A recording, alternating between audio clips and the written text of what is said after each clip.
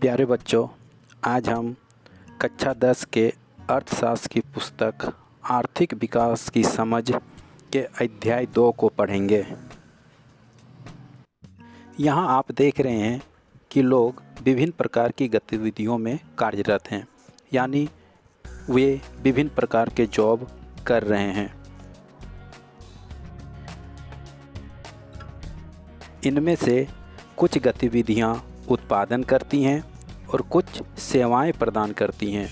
उत्पादन की इस प्रक्रिया में प्रथम चरण में प्राकृतिक संसाधनों जैसे भूमि, जल, वायु तथा खनिजों का प्रयोग करके उत्पादन किया जाता है। दूसरे चरण में प्रथम प्रक्रिया द्वारा उत्पादित वस्तुओं जैसे अनाज या मशीनों आदि का प्रयोग करके अन्य वस्तुओं का उत्पादन किया जाता है, जैसे कपड़ा, चीनी, कागज़ आदि। ये गतिविधियाँ हमारे चारों ओर हर समय संपादित होती हैं, यहाँ तक कि हमारे बोलने में भी। हम इन गतिविधियों को कैसे समझ सकते हैं? इन्हें समझने का एक तरीका यह है कि कुछ महत्वपूर्ण मानदंडों के आधार पर इन्हें विभिन्न समूहों में वर्गीकृत कर दिया जाए। इन समूहों को ही क्षेत्रक कहा जाता है।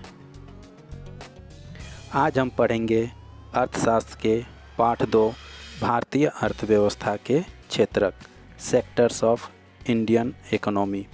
तो चलिए शुरू करते हैं।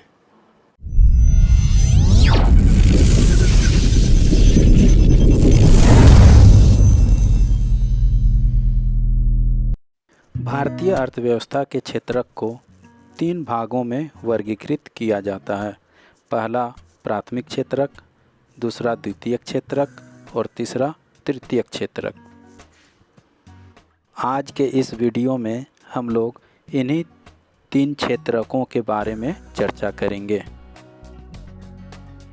आइए हम लोग जानते हैं प्राथमिक क्षेत्रक क्या होता है। प्राकृतिक संसाधनों के द्वारा उत्पाद करने वाली गतिविधि प्राथमिक सेवाएं कहलाती हैं, यानी वैसे वस्तुएं जो प्राकृतिक संसाधनों के द्वारा उत्पादित होती है, जैसे कृषि, वन, मत्स्य पालन, डेयरी उद्योग एवं पशुपालन आदि। प्राथमिक क्षेत्रक को कृषि एवं सहायक क्षेत्रक भी कहा जाता है, क्योंकि हम अधिकांश प्राकृतिक उत्पाद कृषि, डेयरी, मत्स्य और वनों से प्राप्त करते हैं।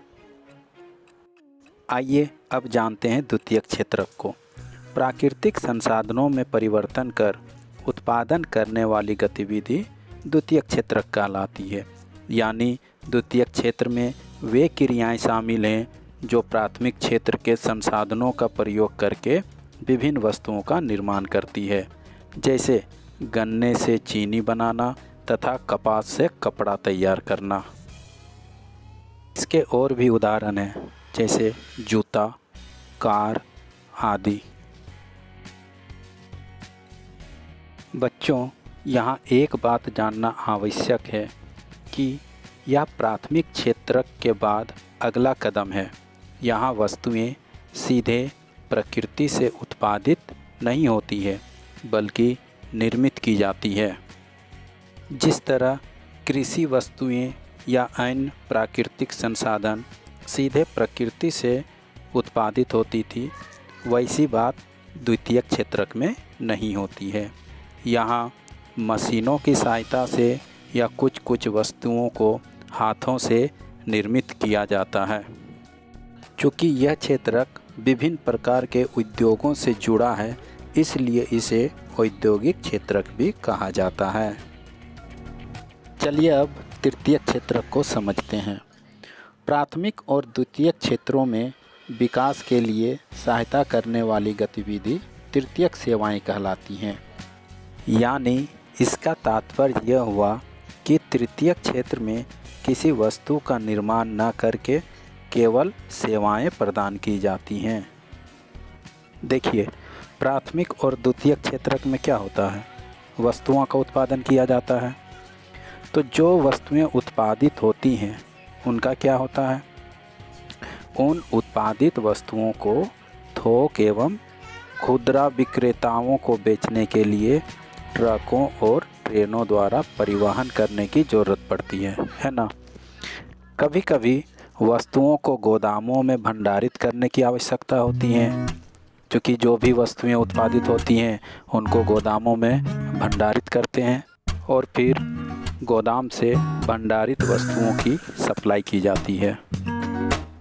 हमें उत्पादन और व्यापार में सहूलियत के लिए मोबाइल फ़ोन या टेलीफोन से दूसरों से वार्तालाप करने या बैंकों से कर्ज लेने की भी आवश्यकता होती है। इस तरह परिवहन, भंडारण, संचार, बैंक सेवाएं और व्यापार तृतीयक गतिविधियों के कुछ उदाहरण हैं। इस तरह आज के वीडियो में हमने देखा कि उत्पादन की दृष्टि से उत्पादन कार्यों को 3 क्षेत्रों में बांटा गया है। पहला प्राथमिक क्षेत्रक, दूसरा द्वितीयक क्षेत्रक और तीसरा तृतीयक क्षेत्रक। तो होप कि आपको ये वीडियो पसंद आई होगी।